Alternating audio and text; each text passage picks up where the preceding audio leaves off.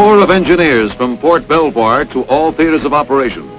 An engineer's war, a specialized war, a war of complexities and scope, demanding the ultimate and trained manpower. Engineers must be oriented and adapted to a multitude of tasks. They must be ready for specific assignments wherever battle lines are drawn, and behind the lines. They must be ready to build and to destroy, to attack and to fight off counterattack.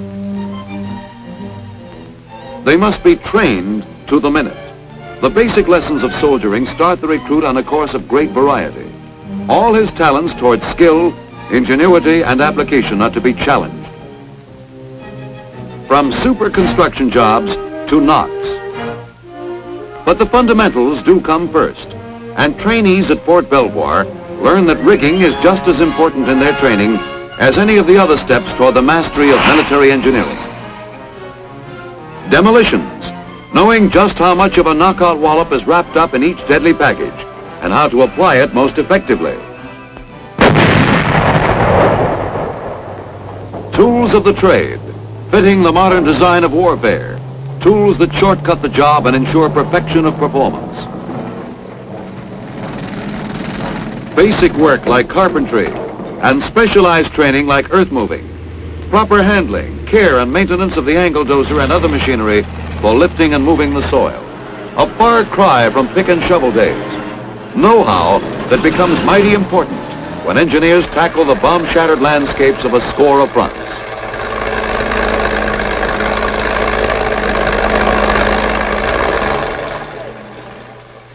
Water supply, pumping, purifying, storing and dispensing. Equipment and methods cleared up for the GIs. Advanced training, including important lessons in the employment of mines, layout, surveying, recording and reporting. Then the thrill of actually installing the mines and to counteract highly developed enemy mine techniques, probing, mine detectors, and all the tricks of removal are taught.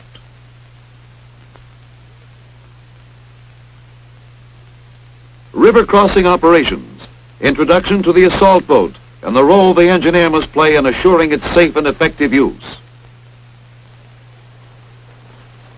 The storm boat, high-powered craft, is also demonstrated for the engineers in training. They're told of its value for rapid crossings of wide streams. Footbridges, their employment and construction explained and practiced. The pneumatic pontoon bridge, first the chart work, floating and fixed sections analyzed. Then actually handling one of the pneumatic floats. Pontoon bridges of various weights and designs, implanted in the minds of the students by the only foolproof method, actually doing the job.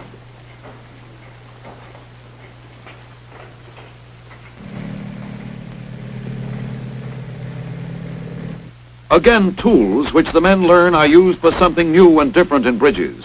The Bailey Bridge, a prefabricated structure, easily portable, amazingly strong. Rapidly assembled or disassembled, it has already played an historic role in this war.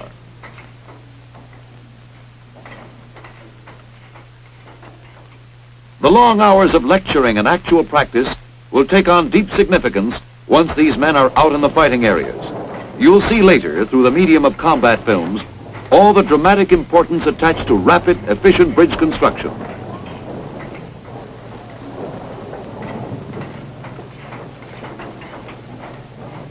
Repair, maintenance, reinforcing, all come in for detailed discussion.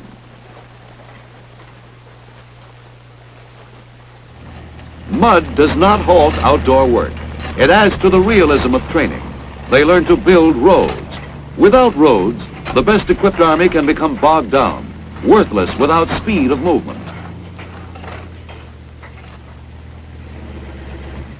Engineers learn to build structures of every description. They construct housing for our troops and learn the value of teamwork and the art of reducing the work of hours to briefest minutes.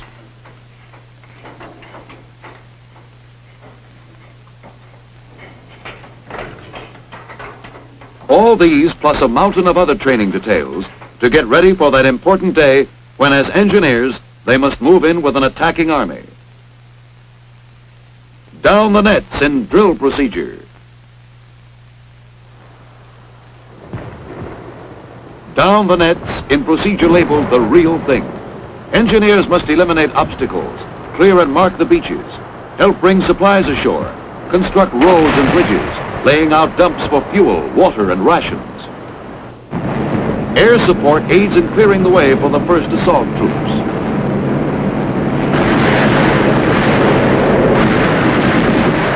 Big naval guns knock out shore-based installations.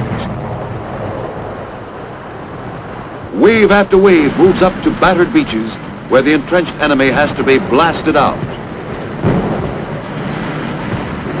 Precious minutes ticking away of the H-hour on this D-Day. Timetables and planning and operations repeated over and over again. Trained troops pouring out of massive barges in endless numbers. And always, the men must see that the job clicks. Men and machines, which engineers push to the full limits of their versatility.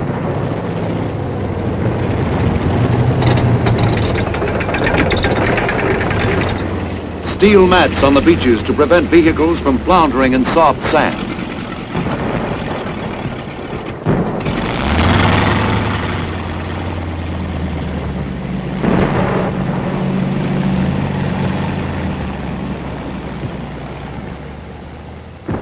Then comes the problem of keeping the vehicles moving through dense and hazardous jungles.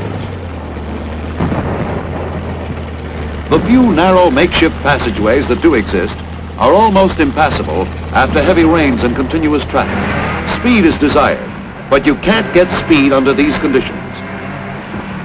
A job for the engineers, and they tackle road building problems in wet and steaming hot jungles in the following manner. Here, a corduroy road, logs and sweat and all the shortcuts learned during training days to convert swampy terrain into a road suitable for rapid passage of fighting equipment.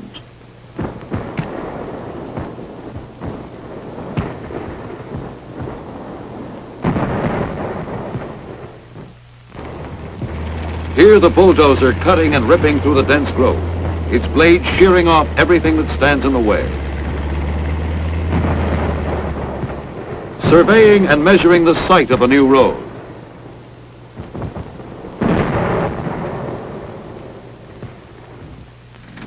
Boring into natural coral deposits to get surfacing material through blasting. Making full use of an island's resources is a time-saving necessity. Abandoned enemy dynamite is used, saving our explosives for other jobs.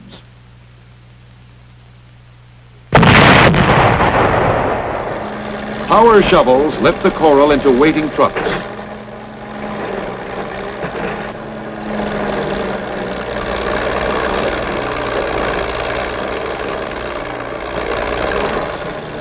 Through stubborn mud, which quickly will become a surfaced road once the coral is spread and compacted.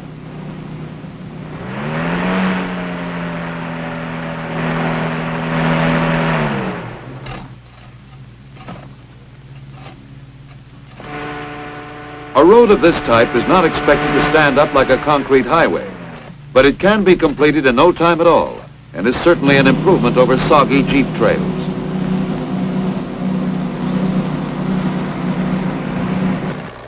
A captured roller completes a road that'll help to flatten the enemy.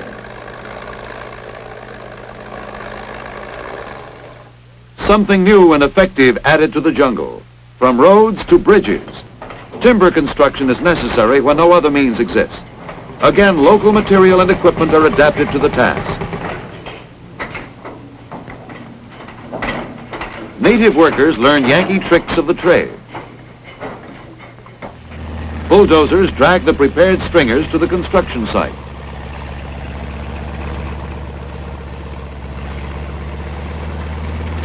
The engineers rig up a temporary ramp. Ingenuity that cuts down time and labor in moving the heavy stringers up into position. Pile bent, corbels, stringers, flooring, step-by-step operations, just the way they practiced at training camp. The engineers providing another transportation link for hard-fighting jungle troops. A bombed-out airfield useless now, but quickly restored by engineers who never know what it means to stop working. The same kind of heavy equipment they used to keep them rolling is now used to keep them flying.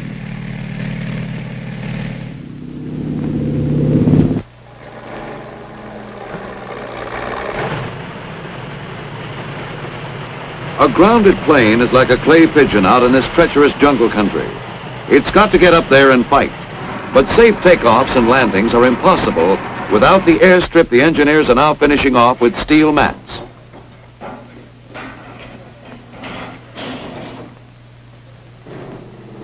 And shortly after its capture, the field is open for business.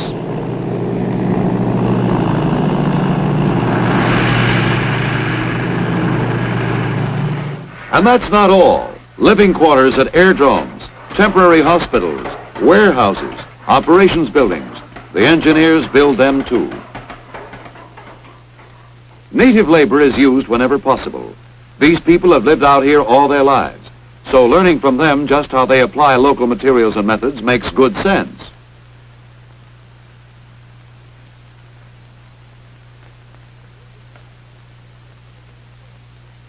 Building docks in remote places again falls to the engineers. By adapting timber pile or trestle construction like that used in fixed bridges, the engineers lick their problem in short order. The European theater. Here the engineers embark on their most momentous assignment. The full fury of the American offensive unleashed in the mightiest military undertaking in history. A blow aimed right at the heart of Hitler's Europe. And in this hour of decision, the combat engineer had to bring into play all the skill and daring acquired at training camp and on the field of battle. So that the enemy may finally be smothered in an avalanche of force, engineers are called upon to pull every trick in the book to help get our armies moving and keep them moving. All this you see them doing.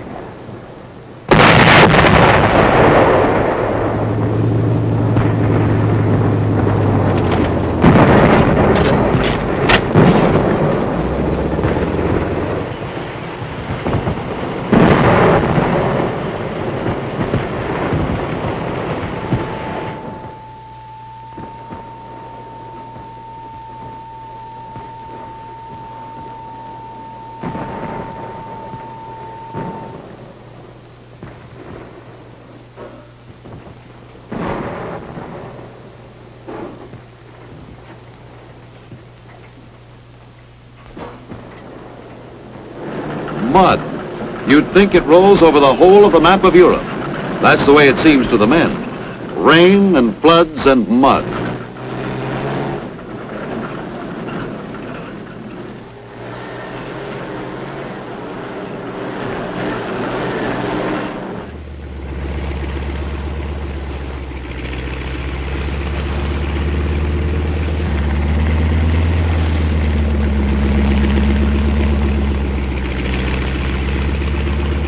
The man with a shovel has one of the bigger jobs. To salvage flooded roads, you've got to keep them from washing out. Drainage ditches kept open so the muddy waters can run through the culverts and away from the roads. Crushed rock for another road from a quarry operated by trained engineers.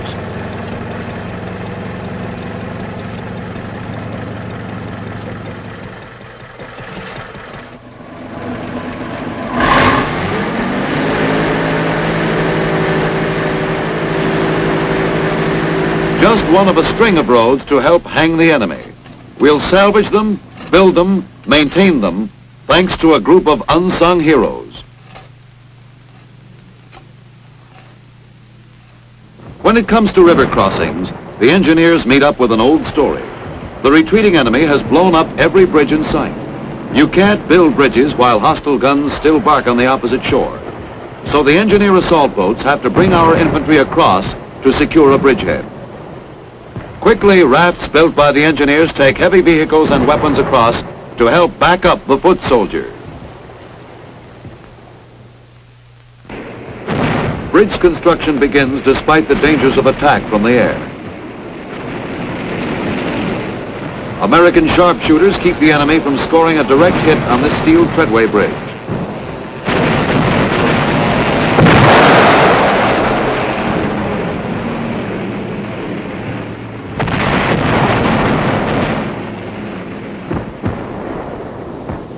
By sheer guts and alertness, they've saved our bridge. But sometimes another enemy steps in, the rampaging river.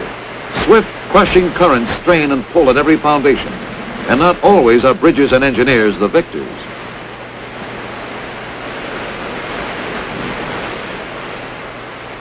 The successful construction and maintenance of floating bridges depends greatly upon the swiftness of the current. This time, nature holds the upper hand.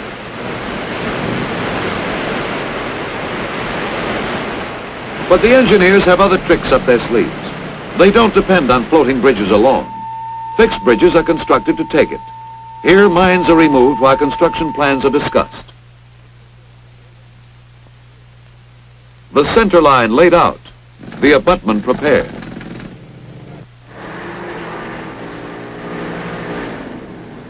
A portable steel bridge serves the purpose very well. As previously mentioned, the Bailey Bridge has already won its spurs in this war. No one section weighs over 600 pounds, and shoving the assembled bridge over the gap is easy going once you've mastered the art.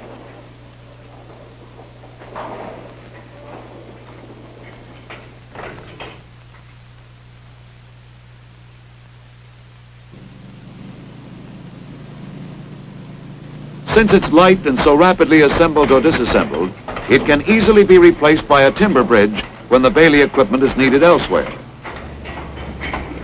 An old masonry bridge once stood where the engineers now show you how fast a two-lane timber trestle bridge can spring up. Back in the States, they learned that the combination of modern tools and the knack of using brawn and muscle where needed couldn't miss. They find all this more than true.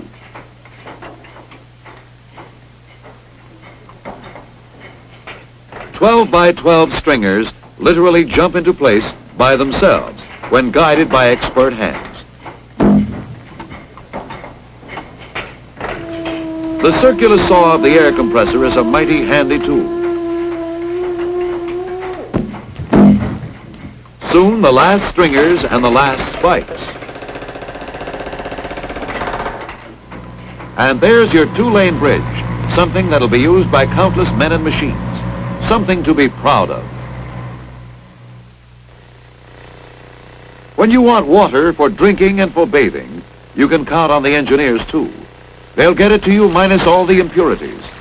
Portable units do the job, and troops out in combat areas can enjoy the luxury of a hot shower, just like Saturday night back home. Well, yes, a little less privacy, but the results are the same.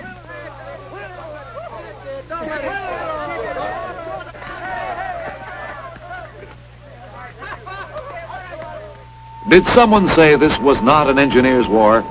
Look here, we're still busy clearing and marking minefields so that our buddies you saw taking the showers can move ahead and give the enemy another kicking around. Work that requires courage and caution. The engineers must be sure and alert, but they've learned how to neutralize all types of mines. This little shoe mine is loaded with a half-pound of TNT and could easily blow your foot off.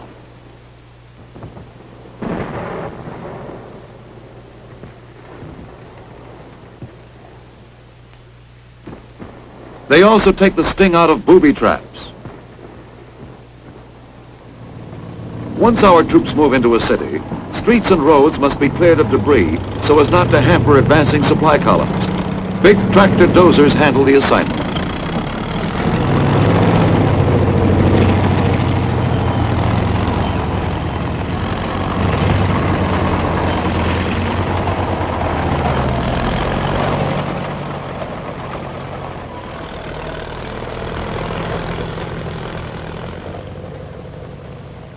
Then there are the railroads.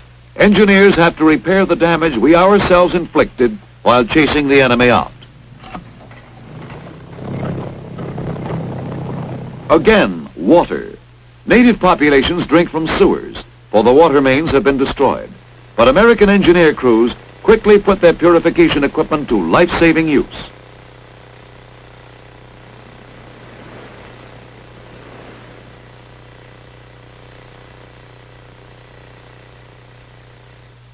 Disease and death are averted. Chlorinating and filtering processes he learned in training camp enable the engineer to become a messenger of mercy.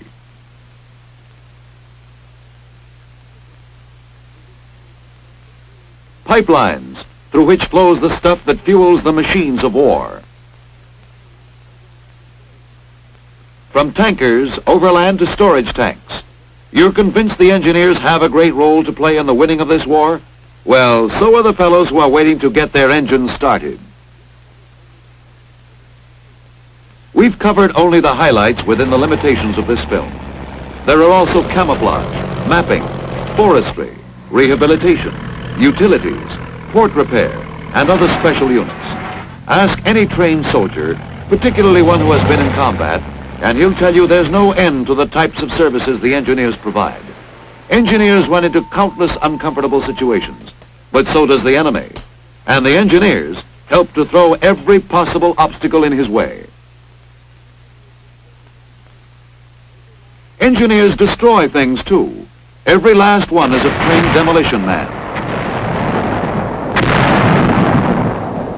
Remember, engineers can fight. They put Bangalores to work. They can handle the rifle, bayonet, machine gun, grenades, all the weapons of the fighting man.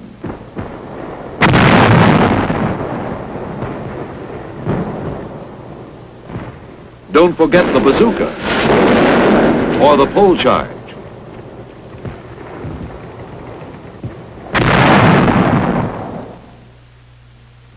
These, then, are the men of the engineers, not boasting of their accomplishments in this war, but rather proud to be a part of it. That many are winning public recognition is just another cause for pride. Each decoration awarded an engineer is a tribute to the entire Corps. It represents long hours of training, of knowing how to handle the tools of your trade in man-sized, back-breaking work that more often than not must go without reward, other than the knowledge that the job is being done.